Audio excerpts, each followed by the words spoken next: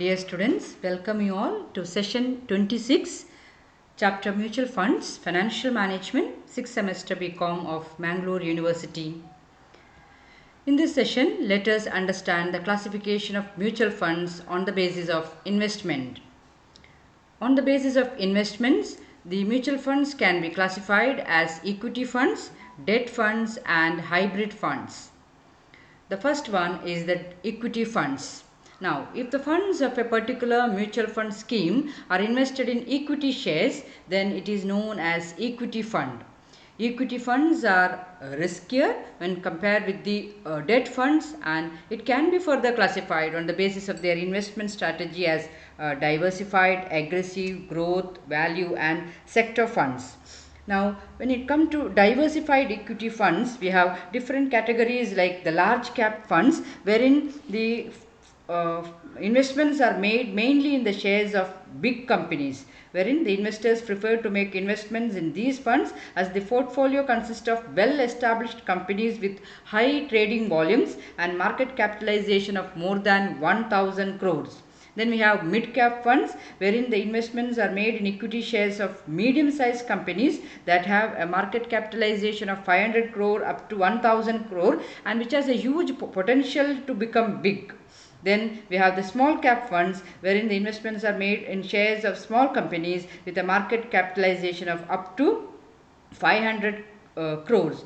Some small and even upcoming companies have the ability to grow faster than the larger cap, and it has a potential of providing high returns. And we also have the special funds. Some special mutual fund schemes are launched in order to cater to the special needs like the ICICI Child Care Plan, the GIFT Plan, Tata Young Children's Plan, UTI Mahila schemes, etc.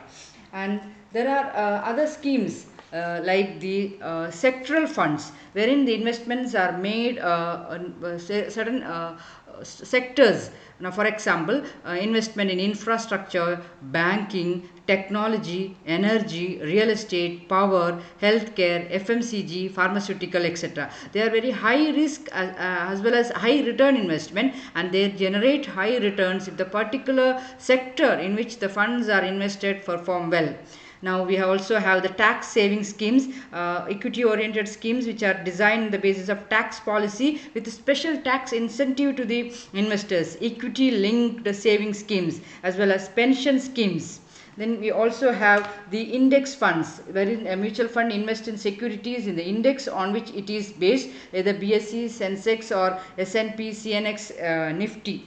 So these are the different kinds of equity funds, wherein the investments are made in the equity shares. It is riskier when you compare it with the debt funds. Then you have the next one, that is the debt funds. If the funds of a particular schemes are invested in debt instruments, then it is known as a debt funds. Here the characteristics are, it is low risk as well as high liquidity investments. So debt funds invest in government securities, money market instruments as well as corporate debt instruments. So we have different categories, that is the money market mutual funds or liquid funds, short term bond funds, long term bond funds, gilt funds, floating rate funds, fixed maturity plan, capital protection plan, etc. Then we have the next category, that is hybrid funds, which is actually created to provide the benefits of both equity as well as debt investment to the investors. That is, some funds invest in both the asset classes and they are known as hybrid funds. So it may be either equity oriented, but is more investment in equity and less investment in debt, or it may be debt oriented fund, which means more investment in debt and less investment in equity. So on the basis of investment, we have three categories, that is equity funds, debt funds and hybrid funds. Thank you.